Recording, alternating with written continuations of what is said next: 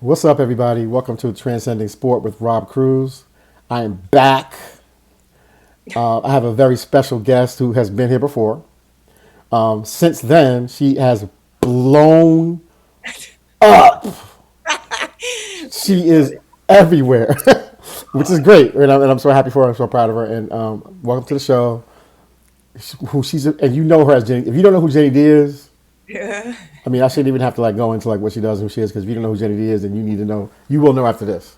Jenny D, welcome to the show. Thank you, Rob. Always a pleasure and an honor to be here with you and your audience, helping them with the mental game. I'm all in. I'm all yours. Let's go. Let's blow it up.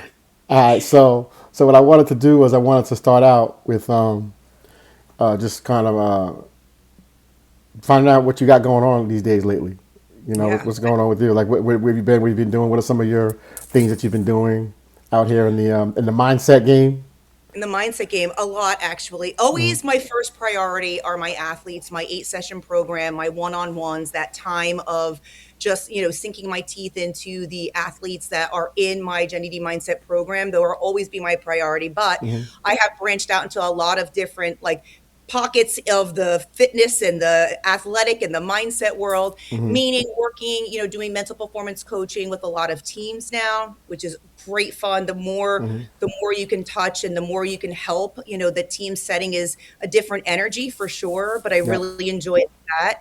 And I just launched my mental performance coaching online course with my childhood best friend and colleague Gina from Beyond the Scoreboards. Yep. This was a year or two in the making.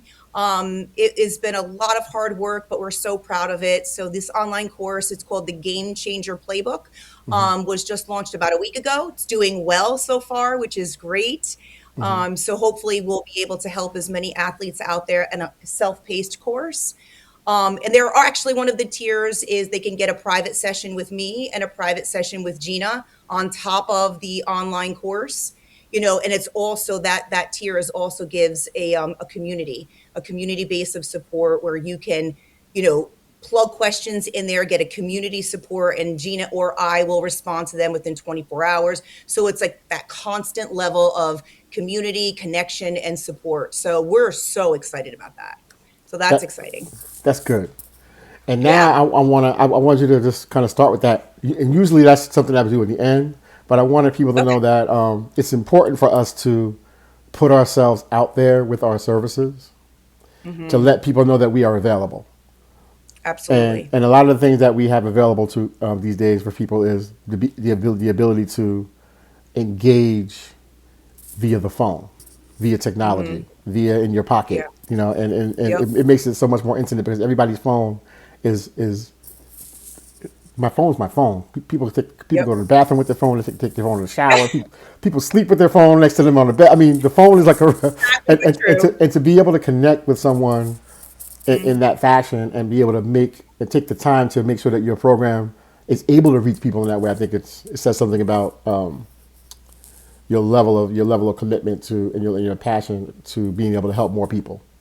Absolutely. Because if That's we the get goal. if we can position ourselves to help more people in our industry, I think we're doing something special. So what I want to do is I Right. want to play a clip, and I want you to react to this clip. Okay. Oh, We're this is gonna gonna play, be we're gonna fun. play a couple of clips, and we're gonna react to these clips. Now, Okay. most of you know, what most of you who know me know that Gino Auriemma, the UConn women's basketball coach, is Hmm. probably one of my most favorite coaches of all time. Hmm. I love the way he expresses himself. I love the way he expresses himself. I want to play this Yep. clip real quick, and then I would like for us to respond. Okay, here we go. Do you really think that if we practice a certain way every day, and it's here, that when we get to the Final Four, we're going to play here? Uh, you're hoping we get lucky then.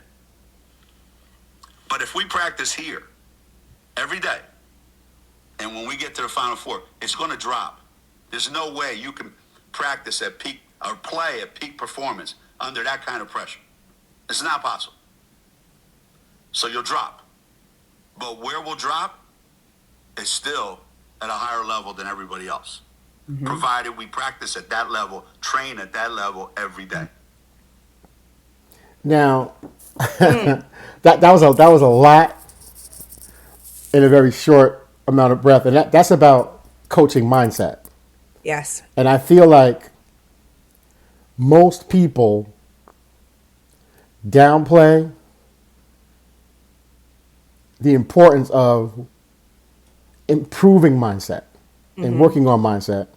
And yet a lot of coaches who coach at the team at a level where they're winning are recruiting mindset. And so many of the athletes that I'm seeing, that they're so concerned about my outcomes. You know, I've got to get a hit. But you're jumping to the outcome and focused on outcomes when the people that are evaluating you for the next level are evaluating your process. Yes. And I'm such a process person that sometimes when I meet someone for the first time, like if I meet an athlete, I meet them. Hey, how you doing? Good. I'm glad you're here. It's your first time here. You know, here's how I do things. For me, it's like I am not in the present with you right now. I'm 2 years, 3 years, 4 years into your future. I have to be able to see you there to take you there. And you, as the athlete, sometimes, and the parent, sometimes, you're here. You're in the now. You're in the present. Right. I have to be able to be in both places because I can't take you somewhere if I can't see you there. So I have a question for you. So how do you, as a hitting coach, determine what that could look like for them in 4 years from now when you, just met them? So you really don't know their behaviors and patterns yet. This is good, Rob. Like you don't know their behaviors and patterns or how they're going to react and respond if they are not hitting well in that practice, if they you're right. So we need a baseline. Like, how do we get that baseline for you? That is something so special about you. If you have the ability to see where they're going to be in 4 years, or at least have a vision for that. Obviously there's more. Obviously there's 3 or 4 things places where they can possibly be in 4 years because it's based on choices that they make. Absolutely. So I'm seeing where they can be. You understand? Provided that they take care, that they put themselves in a position as a family to take advantage of all the things that are in front of them right now. The resources, the coaching, the training, the team opportunities, tournament opportunities, college visit opportunities, player development opportunities, mental game opportunities, all of the things that when I consult people and say, you should consider trying to do this. You should consider trying to do that. You know, maybe you've outgrown that. Maybe you should try this over here. These are just suggestions because we have to be able to chart a course. Now, if I have somebody who I project, I'm like, this kid could be really good, but they're not putting in the work. That's not on me. No, that's not on me. So with Gino, it's like if he has a championship team and he doesn't train them a certain way, but if they don't understand why he's training them a certain way, if people don't understand that when they come to a session, I'm training you for where we're going. I'm not training you for this weekend. That is so short term. Yeah. You're probably going to suck for the next 6 months. It's going to take about 6 to 8 months. Yep. And if you can't handle that, you know, then that's on you. Those who can hang tough in those moments through that 6 months, when they get to that competition, it's going to be easy peasy because they've developed that muscle of hard. They've developed the muscle of being able to pivot and shift during those hard moments of training. And his statement was absolutely right because the more you do the hard things, the more prepared you're going to be for things like championship games. You know, you're dragging all of that history and all of that knowledge and all of that mental fitness, I call it, right? That mental fitness on how to pivot and shift throughout all of those practices. You already know what to do in those heated moments because you've been there so many times before. Right. Your brain just goes on autopilot. Yeah, that's really cool. Yeah, so I wanted to play that clip. I wanted to kind of get our reactions on that, and then a couple more. I want a couple more clips. I want to play. Okay. I got some stuff. Don't worry about this. This is totally shifting into another dimension. Okay. But I don't know if you guys are familiar with. Can you just reflect on your journey the last 5 years, and then also your dad's kind of gone viral for a celebration? Hailey Van Lith. I don't know if you guys are familiar with Hailey Van Lith. But see, I follow all of the subplots in sports. Okay. I don't really watch sports. I'm not a sports watcher. I don't watch the World Series. I can't stand baseball. It's way too slow and boring. It's too many strikeouts. It's way too many strikeouts for me. I can't do it. It's even. I mean, I could tolerate having the World Series on Yeah. while I'm doing other things, like in the background. Stomach it in the moment. Yeah. Uh-huh. Like I don't watch football. I feel like it's a waste of my Sunday when I could be doing something other things and like working on myself. Yeah. So I'm that person, right? But I don't knock people who do. I mean, that's what you do. It's fine.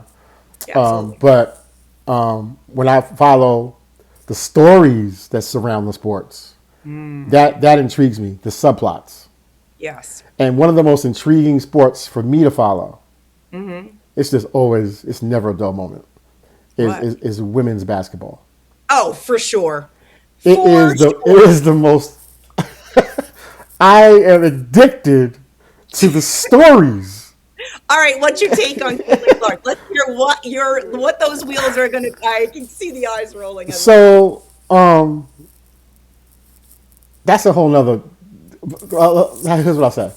Okay. Obviously, she's a talent, but I think social media took the race play part of it, the putting her against other players, took it the social media people, like not the social media has done it for clicks. Yeah. And then people have done it out of pettiness. The people, the consumers of social media. But from a sports person, it is obvious when you see her on the court that she is freaking nothing short of amazing. Dynamite. She's Period. Dynamite. Yes. Period. But she has to win. She didn't win. She didn't win a natty. That was the issue. You didn't win. You got to really make others around you better, and you got to win one. You got to win a shit. And that's the knock on any athlete. Is did you or do you win? Not am I winning, but did you win it? Yeah. And it's a legacy thing. I think she's won a lot of different its, but you're right. The championship is it. I think she's won a lot of its. That's the ultimate. Exactly. That's the ultimate. That's the national, the natty. And a player of that caliber, and she'll win a natty in the WNBA. She'll win a gold medal in USA. But I want to play this clip of Hailey Van Lith. Who are you? And I thought and I'm grateful for this it. was a very big girl video, and I want to play it real quick. Okay. Okay. And also, your dad's kind of gone viral for a celebration. Just how much does your family's Okay, check it out. years? And then also, your dad's kind of gone viral for a celebration. Just how much does your This is Hailey Van Lith in a post-game interview when she was at TCU. Yeah, my journey. It's hilarious because when I was like a sophomore, I was like, who would ever take their fifth year? Like, why would anyone want to be in college for 5 years? Well, that's funny because here I am. But it's been certainly a journey and nothing I expected. It was hard. It was a lot of nights of being like, I feel like God has put this thing on my heart to be great, but it's not working out right now. And a lot of times I had to look at myself in the mirror and just be like, what do you want, Hailey? Like, who are you? And I'm grateful for it. I'm grateful for the fact that he gave me a hard journey. Because I would not be the woman I am sitting up here without it. And so I really praise God for the struggle and the suffering. I praise him for the nights where, I didn't want to be alive anymore. I praise him for the nights that I was on medication because I couldn't sleep or eat. it's painful to talk about it, but it's really how beautiful life is. So I'm sitting up here now with women that I love, and a coach that I love, and a team that I love, and we aren't even sad about losing. We're sad that we aren't going to see each other probably next week. Can you just reflect on your journey? That was Can you just reflect on now. That was. I just want to. I want to give people. I want to give. I know, right? Oh my God, I'm teared up. Like that was Yeah, like, yeah. do you imagine what type of adult that girl is going to be in 10 years from now? Yeah. What all of that hardship and hardness has taught her, and what Yeah. that is going to look like in 10 years from now. That girl's going to be able to handle it all. Like what a wonderful interview. I mean, we can't. And so my thing is like, as much as we want to shield our kids from adversity, the adversity is the only thing that's going to make them greater, stronger, more resilient as an adult. Amen. Yes. Eloquently said. Yes. Yeah, and I think that's what sports can do. People don't want to ride the bench. People don't want to suffer. They don't want to struggle. They want to go. They want to go play. Dude, earn it. Yep. Earn it. Beat somebody out. Learn how to fight for something. Yes. I was just going to say, sit in the suck and figure out how to fight your way out of it instead of having somebody always help. Yes, Rob. And Yes. I think every good team needs 3 or 4 Hailey Van Liths. Yes. That's just fighters, overcomers. She was able to have that conversation with herself in the mirror. You know, most young people these days, they go and they want to go surround themselves with other people when they're going through things. Because that's their medication. Right. But to go in the mirror in the bathroom and close the door and ask and say, and go into third person and go, who Rob, are you? Who are you? I'm sorry.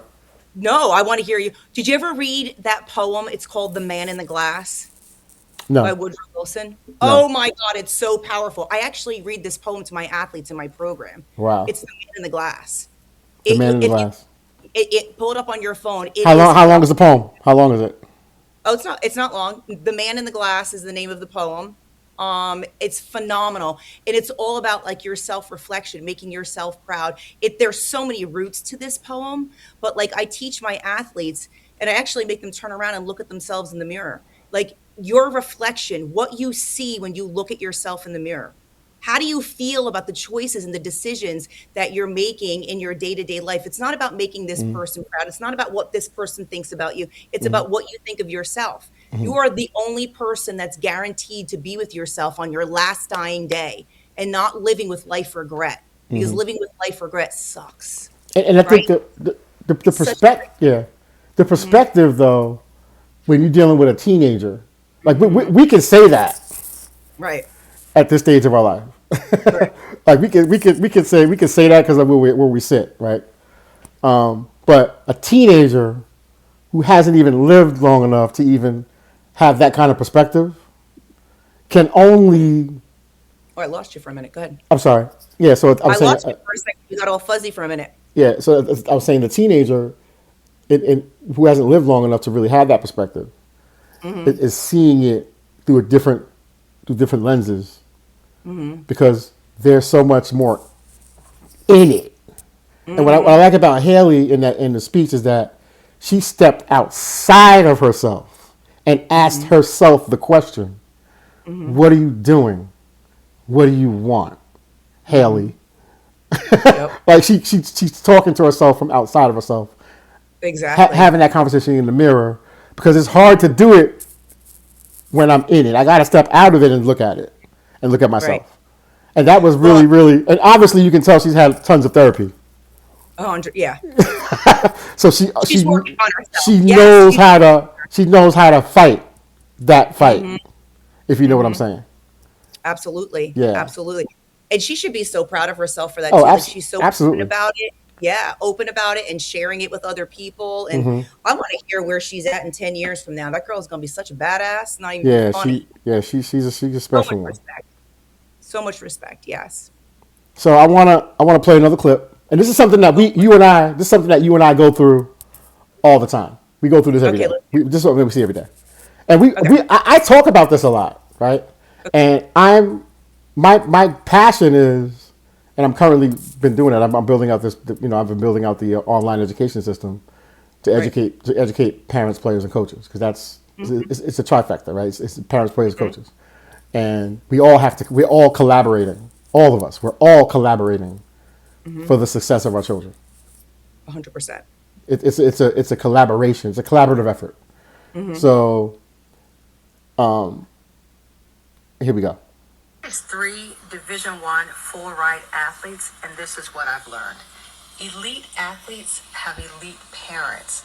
What does that mean? Elite parents know that success leaves clues. If they need to find the best trainer, the best school, the best camps, they ask other parents who have raised elite athletes. Elite parents understand and embrace sacrifice. Not only do they get it, but they make sure that their kids get it as well. Parents who are raising elite children, they do the work. They don't rely on social media. They don't rely on the internet. They actually pick up the phone and call people to get the information they need to best serve their child. They don't rely on second and third hand information. They go to the source. And elite parents watch closely who their child hangs out with. Because if an eagle is around chickens for too long, it will forget that it's an eagle and can soar. What you hang out with. Let me And tell I you something. that statement, success leaves clues. You got, oh my God, ask the right people, ask the right questions. Let me That's tell a you great, something. I go back. I used to hate when my mom would say, "I don't want you hanging out with that boy." uh-huh. I'm like, why though? Same. Now fast forward, I 100% get it. Now let me tell you this. Ready? A lot of, and this is for my kids who are getting ready to go to college. Okay. You're gonna go to college, and your coaches are gonna sit back after the third or fourth day, and they're gonna start seeing in the meetings who's sitting next to who's hanging out with who, and Yep. your coach is gonna be like, "Oh my gosh, he's hanging out with her." They're already gonna know that you're not gonna win. Where your thoughts are at. You're and not gonna win hanging out what's with her, attracting you. And what's attracting you. because now they're starting to see. Because I recruited you when you were 16. 16 to 2 years later, you're a whole different person Right. than the person I recruited. That's how fast kids change as teenagers. So true. They're one person when they're 15. They're a whole nother human with a whole nother set of priorities in 2 years. So now you get on campus, 3 days have passed. Everybody's moving in. You guys are making dinner. You guys are going to the restaurant, going to the sports bar, hanging out. And it's starting to click up a little bit. People are getting drawn to this, drawn to that. And the coaches will sit back and watch, and they're watching it all play out. She's hanging out with her. I had hopes for this kid. Yep. I It's had what you right. such high hopes for this kid. Oh my God. And the smart coaches would be like, stop hanging around with her. They'll be like this. They'll give one of these. Get over here. I want to talk to you. Stop hanging out with her. Yeah. I'm letting you know right now. And you're either going to listen to that, and that's going to be the most sound advice Yep. that you ever got. And so that's one thing, right? It's just such a, whew. And then the whole, the parent thing, right? Parents who are elite. And elite just means like parents who really get it are going to have kids that actually get it. Yes. And respect it. Respect it. For sure. and- Hold and- their kids accountable. Yes. Yeah, absolutely. And I think that's something that nobody wants to like talk about that. They don't want to call it out. And that's one of the problems that I'm finding that I'm having a lot with in the sport of softball, just as a culture. We got to call stuff out. We don't have time to playing these games with our kids. Yeah. I'm calling it out when you're 13. Yo, why are you doing this? My kids will tell you. You got a boyfriend for what? So you could be distracted Yeah. and not be able to get it done. You're barely hanging on by a thread as it is.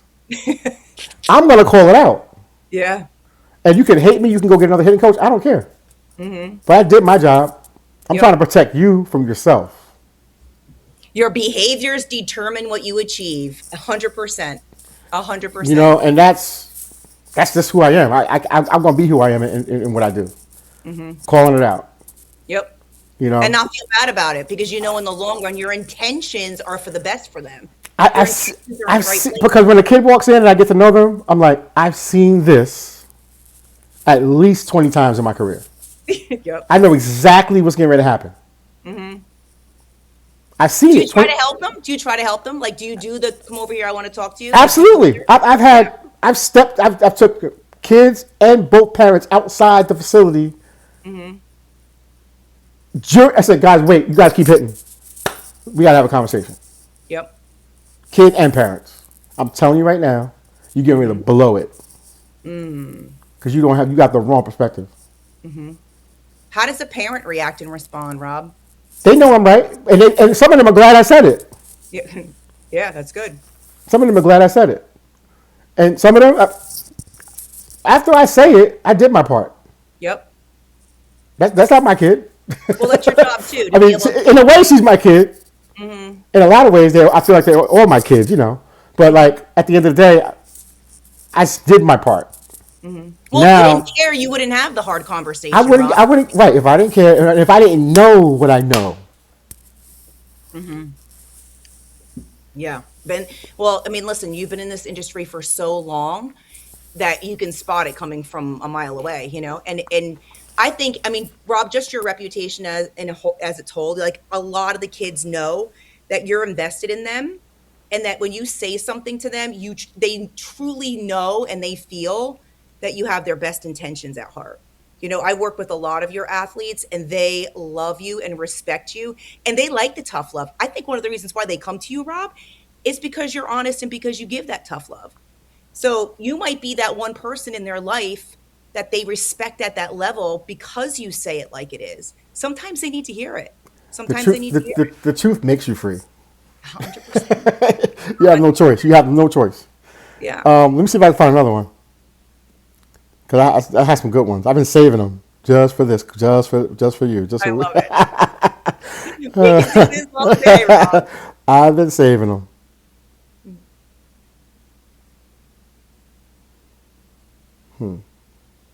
Okay. This is one of my favorite players. I don't even know what she's going to say, but I have it saved, so I'm just going to play it. Okay. And I watched her career from high school Okay. when she played for the Tennessee Mojo. She just finished her career at the University of Florida, Gold Glove center Okay. fielder. Like, not only is she a phenomenal athlete,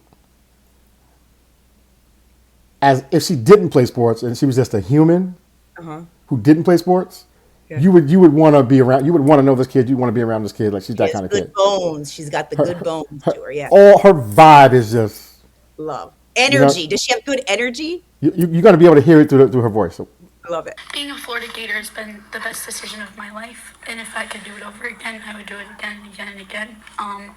Coach Walton took a girl who was lost and didn't really know who she was and turned her into someone that is going to be able to achieve anything, and I don't even know if I have words to say how proud and thankful I am to have you in my corner. And my parents always said, come into a program and make it better than where you found it. And I just hope that the people that I've been able to come across, that I've left a legacy that will be remembered forever. And just not only just on softball field, but the people that I've met through it all have just been people that will be in my corner forever. Ree and Reagan we're the only two left. I've been here for 4 years. And I'm just so happy to have her and things that she's done along the way. And Corby, Dr. Otis is literally going to be doing heart surgery on everybody.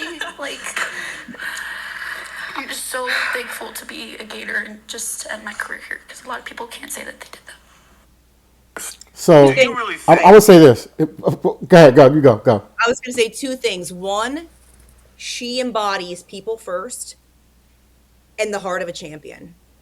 She cares so much about people first. That is my mantra in life. people first before anything else, family first, but people first. People are matter, you know? So people first, and the true heart of a champion, that girl. I don't even know her. I don't like, her words and her passion and intensity and what she says is touching for sure. I love that. So I did 6 straight Tennessee Mojo Christmas camps.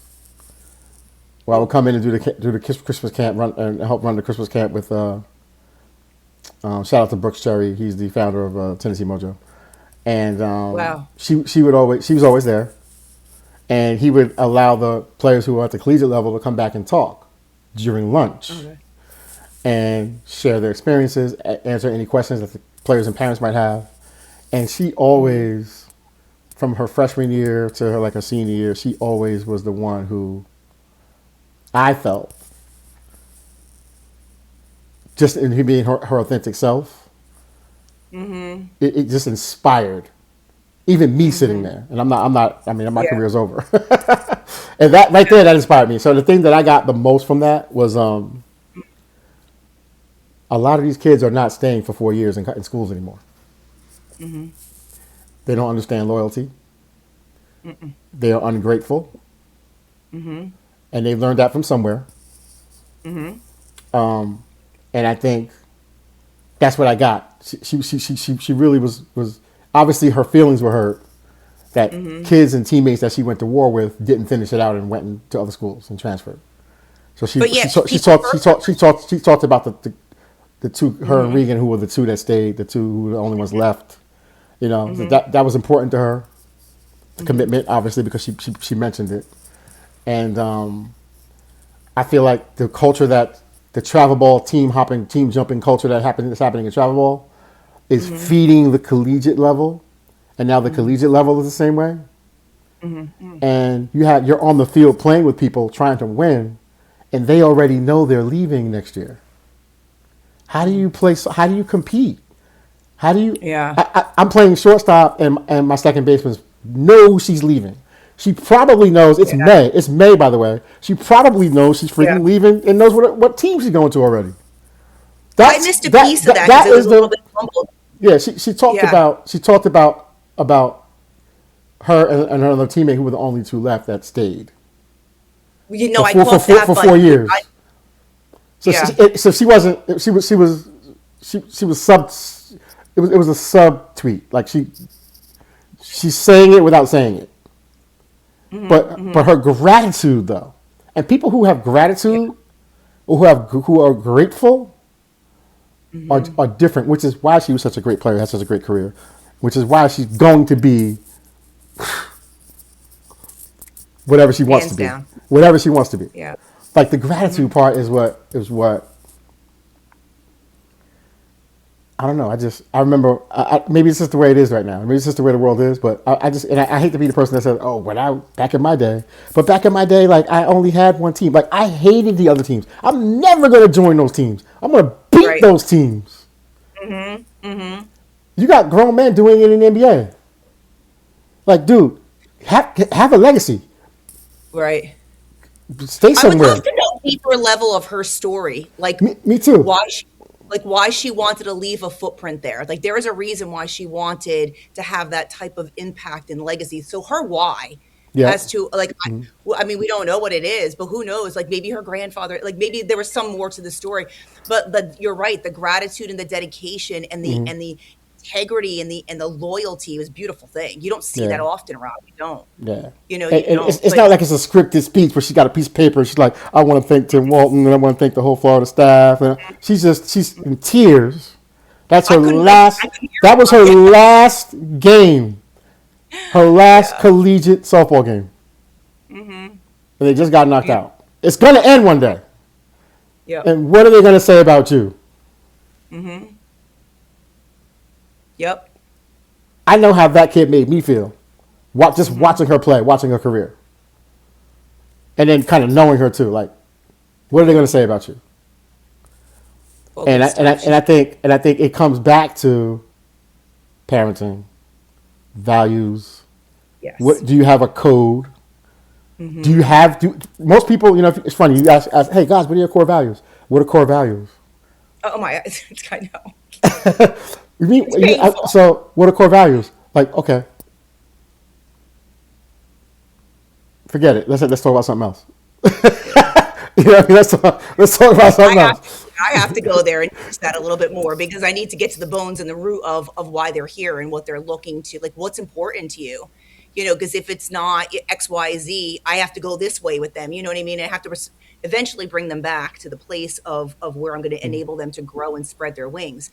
But if you don't know what you value and what means something to you, what are your top three, not shoulds, but what are your top three musts? Like when those musts, know your musts, know the things that are most important to you. But you're right, though. A lot of the kids, unfortunately, they don't know. They don't know. And I think it's worthwhile to have a session where you sit your kids down and have them open up the notes app on their phone and have them sit 8 to 10 feet apart. Yep. Rob, I just did this activity. It's You called know what I mean? Yeah, it's called self-discovery, self-awareness. It's one of the sessions that I do in my program. I actually did it with the softball team and sat everybody away from each other, and it all stemmed from we were scattered all over the turf. What do you love? What annoys you? What bothers you? What impacts you? Like what gets to you? What are you passionate about? And then I ask like little questions like, what is a secret talent that you have that not a lot of people know about? What are the 3 people that are like your no matter what, they will show up for you in life? What is something personal that you want to start working on when it comes to your personal growth? What was your childhood collectible? Like I make it scattered, like just to get to know, like just think, and then at the end of it is what is it you really want? What do we need to add to your life right now to make it bigger, better, and stronger? What do we need to take out of your life right now that's a distraction and holding you away from your best self? What do you really want for your future? What do you really want to work on in yourself that is not enabling you to grow and to be your best self? And then we circle the top 2. And then the next question is I have them close their eyes and I'm like, what was the last hard decision that you've had to make in your life that has made a big impact on you? And how did it change you? Do you know how many kids will say to me, leaving my travel team and leaving my club team and going on to an elite travel team or going to this XYZ team because it enabled me to get bigger, better, and stronger. And they were with a higher caliber of coaches that were able to teach me to the next level. I would say 75%. But then I wrap it up and I say, close your eyes right now. What are 1 or 2 new decisions that you're committed to making right now, that are going to powerfully improve the quality of your life forever? What is it going to cost you if you don't start working on this? And how is it going to benefit you by working on this?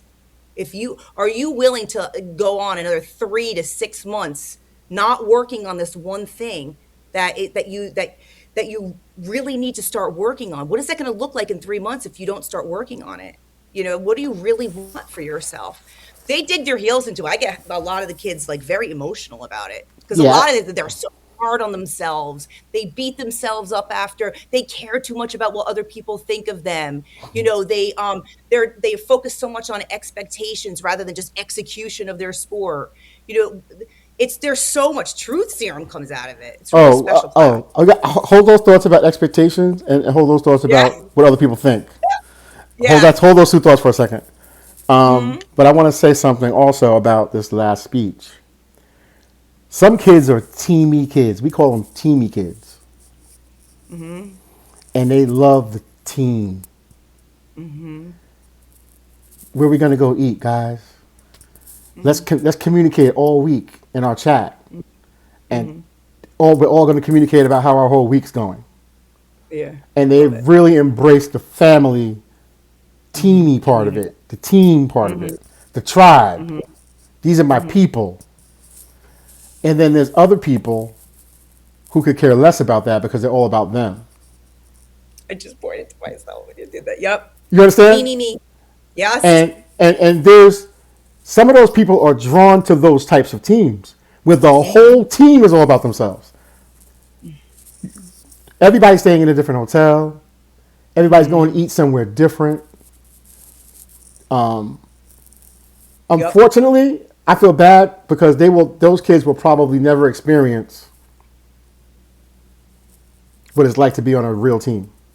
There are some people who played on so many teams. There are people who have won national championships, and they don't know what it feels like to be a part of a real team.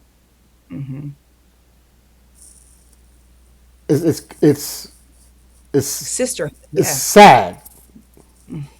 Really, to be honest, it's sad that you are you're so self-absorbed, and nobody taught you how to be selfless, and you think that because you're the best player, you're a leader. Yet when those best players leave most of those teams, the team is better when they leave. Because they made everybody around them anxious and have all this extra anxiety because of their own. I have so much to say about this. There's a lot that I've seen. There's so much to unpack with that, but that sisterhood of team and protecting to the person to the left of you and protecting the person to the right of you and wanting them to do good, for them to feel good about themselves, so they're just feel like they're growing. Whereas other kids don't want other kids to do well because they want to get their spot, or they want them to fail so it's their moment to shine. And like, I could add so much to this, Rob, but that sisterhood, that community of like just really feeling like you belong someplace and not trying to fit in.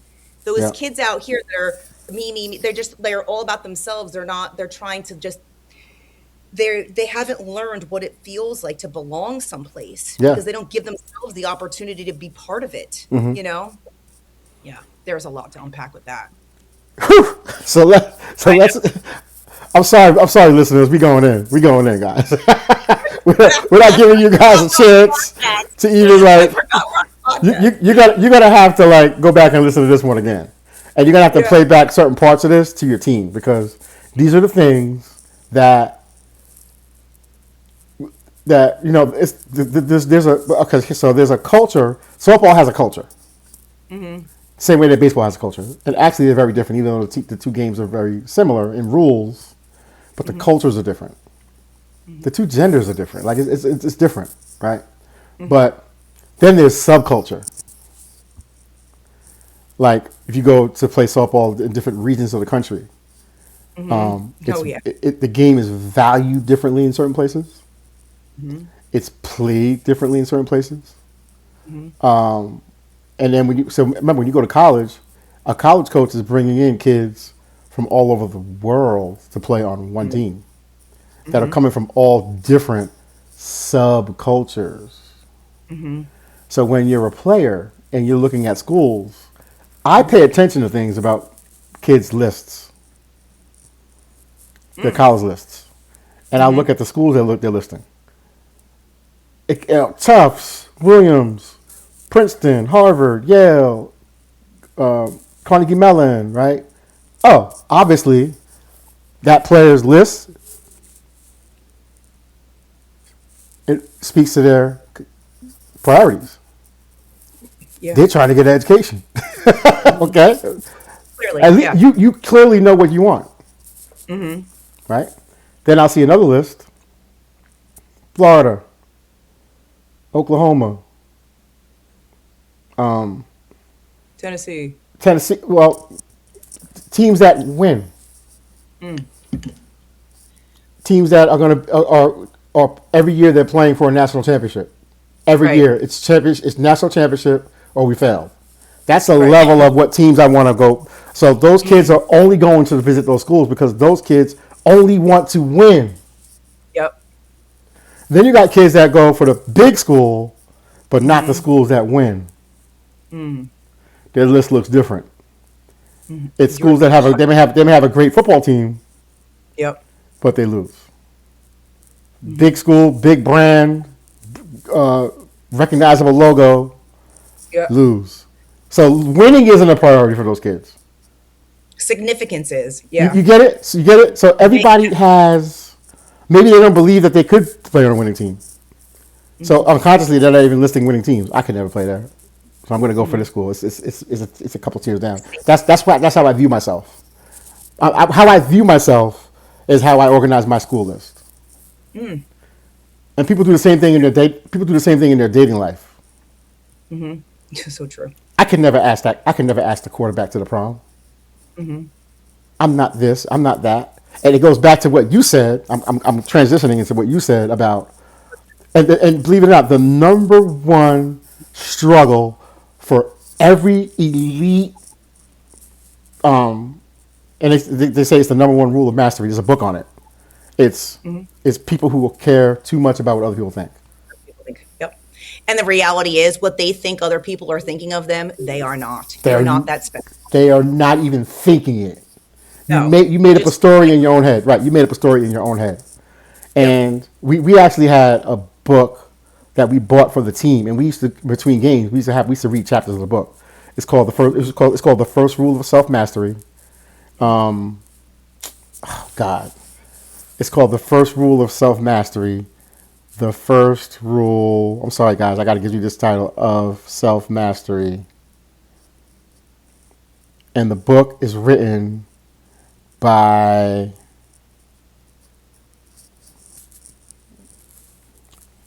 Michael Gervais. He's a PhD. He's a mental skills coach. Michael Gervais. The first rule of mastery: stop worrying about what people think of you. And he, according to Dr. Michael Gervais, according to him, that is the number one struggle for all elite humans. It is, and according to him, it's natural to want to fear being ostracized from the tribe. It's a survival instinct because we need the tribe. We need the tribe, and we need the community for sustenance. So we are actually hardwired as humans to not want to be kicked out of the community, the tribe, the club, the group. Fear of not being loved, right, or accepted. Yeah, and that's we're hardwired for that because it's a survival thing, right?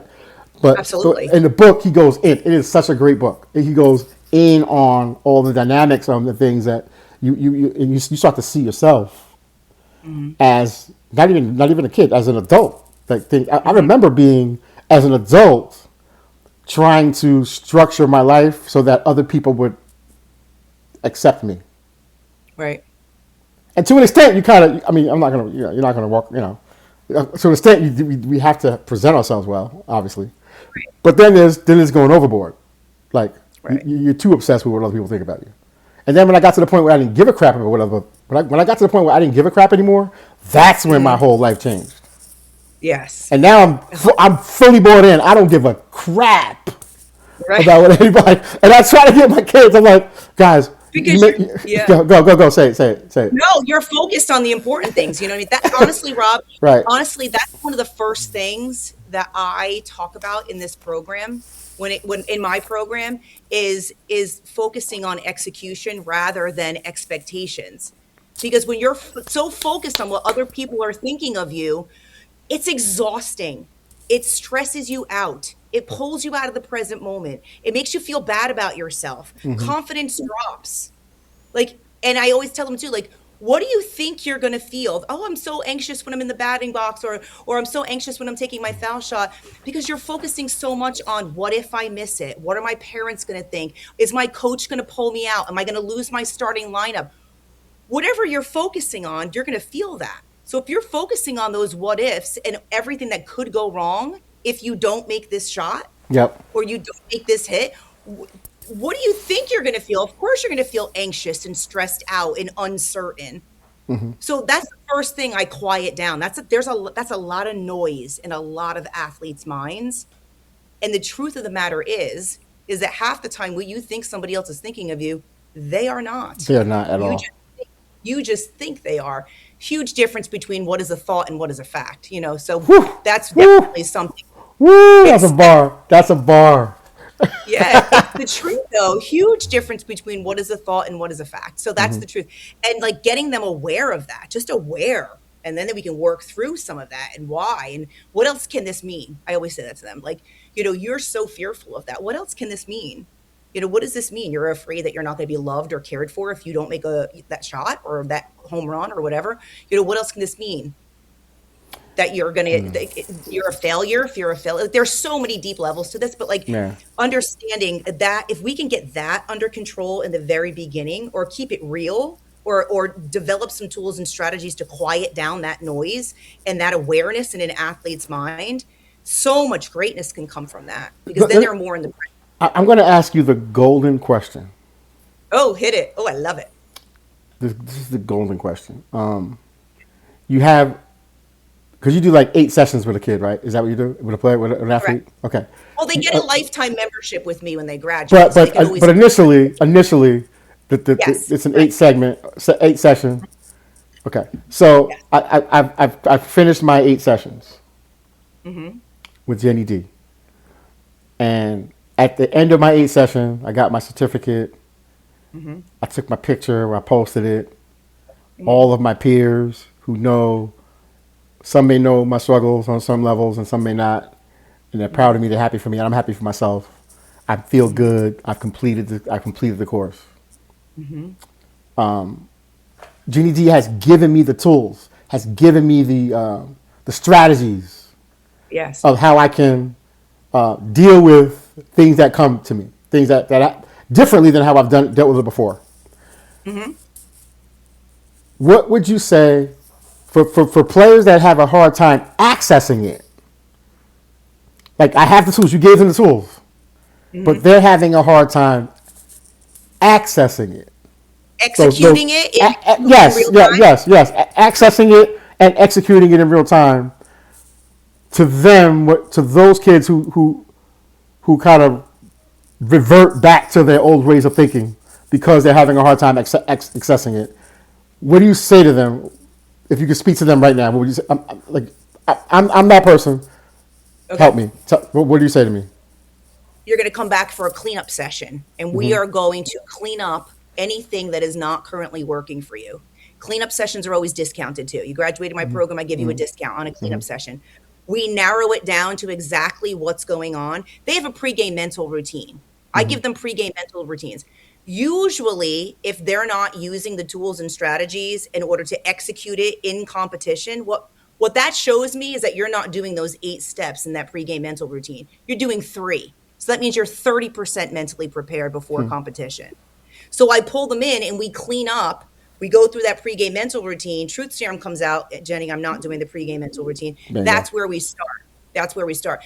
But I won't graduate them. I've given free sessions before when if I don't feel confident, they're pre and post assessments. If I still see a big pattern there of things going on, I'm like, you're mine again for a free session, because I do, right. and I do yeah, it. Yeah. I will do that. It takes what it takes. I don't want. Absolutely. And I will invest whatever I can in order to give them the best that they can be. And you also have to hold them accountable too. If you're not doing the things that you say you're going to do, and you're not using the tools when you need them, that you have to tap into that. I don't have a magic wand and I can't follow you around your sport, but I give them free texting, free support. I give them calls before their games and tournaments. I give them all visual reminders, all those wristbands and things and marker, all the stuff that I give for them to visually remind themselves to use these tools and strategies in competition. But it really, sometimes, listen, we all need a kick in the ass sometimes. We all need reminders, but I will have them absolutely come back. And if you were my athlete, Rob, I'd be like, let's get you on my calendar. We need to clean up what's not working for you. And a lot of it circles back to awareness of why it's happening. Yep. Because kids change, teams change, teammates change, personal lives change. So a lot of noise from the external world does come into our athletic world from time to time, for sure, right? So we have to really figure out what's the root of it, why you're struggling to be able to execute it, and let's clean it up. So that's what I would say to you. As you're talking, I couldn't help but think about even on my side of it. Because you came to me, athlete. Like you came knocking on my door. I didn't knock on your door.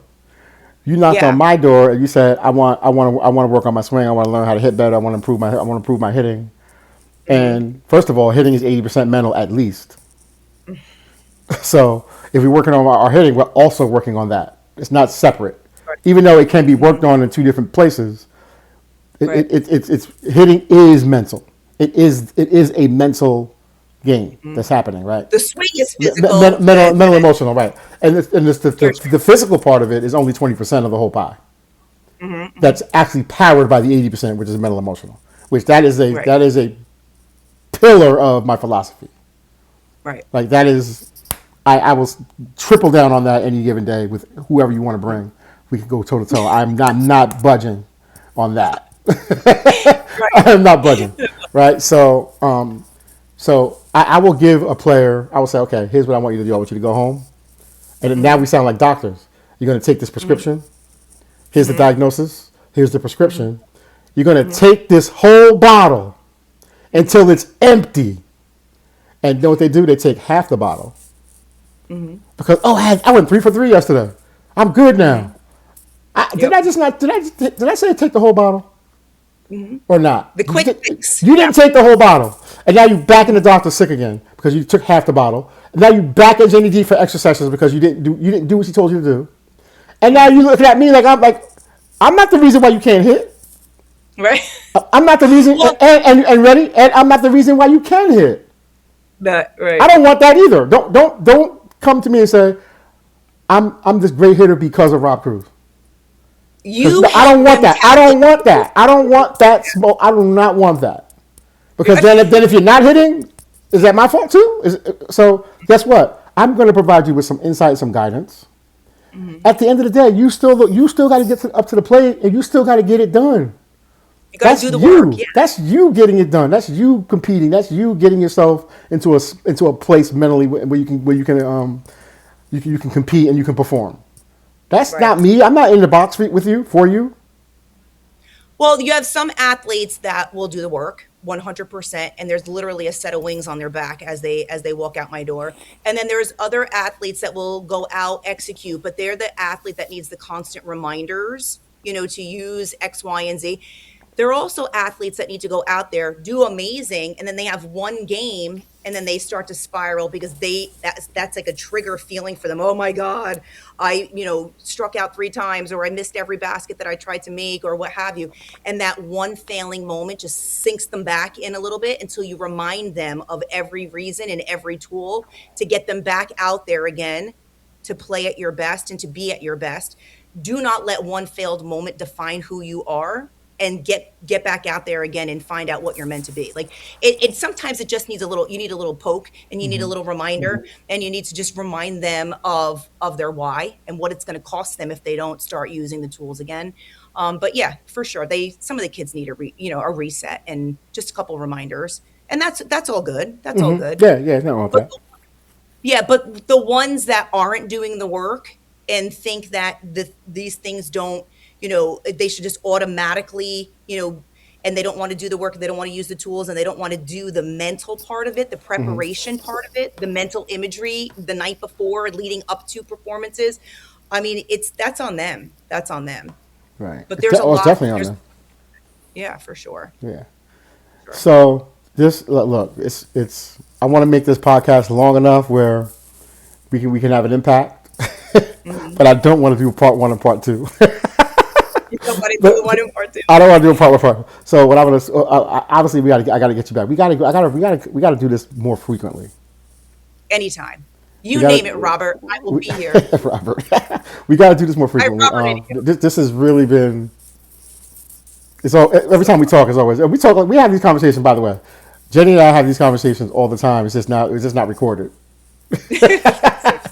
And sometimes I'm like, we should be talking about this on a podcast. There needs to be multiple flyers on the wall. This should be a fly on the wall when we're talking. But seriously, I want to get you back on more frequently. I want you to, at the conclusion of this, I'd love you to give my listeners a reminder about how they can reach out to you, how they can get in touch with you, where they can find you, where they can follow you on the socials. I will recap everything she says in the show notes. So if you guys miss it, if you're driving, don't be breaking your neck to try to write it down. I will have it outlined in the show notes. Well, of how you can get in touch with her. And I'm gonna tell you, there are not that many people who have the passion, the energy, and the ability to connect with an athlete on that level where transformation can truly take place. There's not that many humans that have that ability, and it has nothing to do with like credentials. It has everything to do with who that person is and what they're called to do when they get to this planet. Like, she is called for this. And you know, when I bring people on my show, I don't bring people on. I don't have. If you go back and look at the people that come on my show, I don't be bringing no like sort of kind of people. I bring in killers, people who are good. You know what I'm saying on my show. Thank you, Rob. That is so kind. If you want to wrap it up, go ahead. It's all you. Yeah, I mean, any athlete or parents listening, if you're wanting to take your performance to the next level, or if you're struggling in your sport and just not understanding why you can't be the best that you can be, I have an 8-session program filled with tools and strategies customized to you and the things that you're struggling with. We meet weekly. And we just knock out those sessions one by one, give you tools and ways to implement them in action in real time. And I give a lifetime membership to all of my athletes that graduate my program. So the support never ends. You are always able to contact me, come back for cleanup sessions, reach out to me. It's a lifetime membership with me. You can find me on jennydmindset.com. Jenny at jennydmindset.com. My Instagram is jennydmindset. And my brand new online mental performance training course I co-teamed it together with my childhood best friend, Gina Carnishovis from Beyond the Scoreboards. That is now live and launched. And that is GameChangerPlaybook.com. And I would love for you guys to check that out. There's a bunch of different tiers there, so you can take a look at that. And I will soon be opening up a weekly or bi-weekly community support online support sessions for athletes to build this community of support for them so they have a safe place to come and talk about their issues and talk about what's going on. It could be anonymous if you want, or you can, put your name out there. But however, there'll be every week or bi-weekly, I'll be using there'll be a little tool, a little strategy, a little challenge for them to work on a weekly basis to keep that mental game rolling and consistent.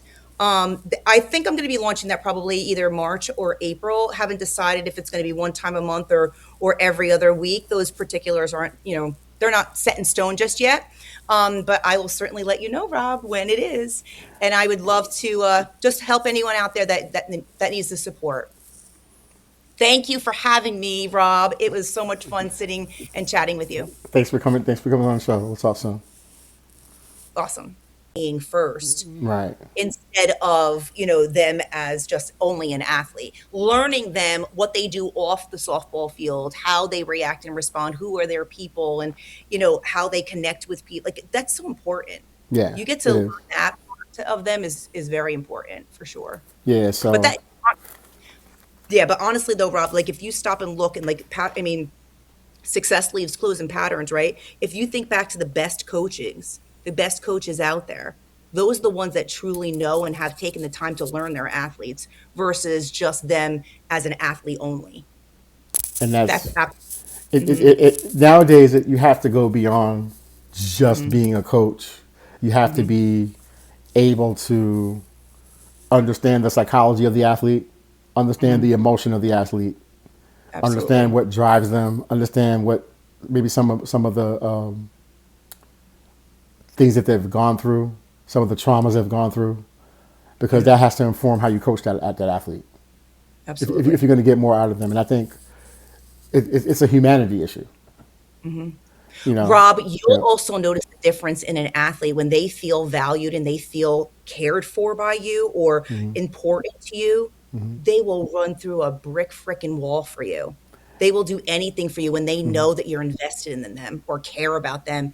Outside of just being an athlete, but you care about them as a person first, they will do anything to make you proud, to show up for you, to go the extra mile, to do anything that they need to do in order to be successful when they feel that from you. Huge, huge difference between coaching for those who go the extra mile. And I think when it's authentic, you're really doing it from a place of love, one, integrity and honesty. And then when you could be transparent with an athlete, that also goes a long way. So it's not just Because some people can, they put on a show. And kids know when it's fake. Absolutely. You know, that they know, they just know. But when it's authentic and it's real, like, Yeah.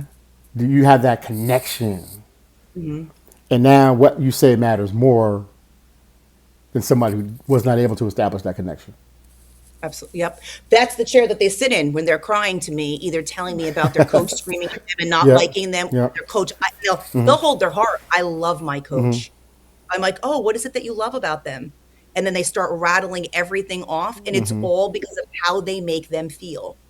Even when I'm not performing well, even when I'm wrong, even when if I show up late, it's how the coach makes them feel. And when a coach is consistent with an athlete throughout their entire, throughout the entire team, but throughout their entire journey together, they stay consistent because they can trust them. It's when the coach is not consistent and the coach, coaches one way and one another way.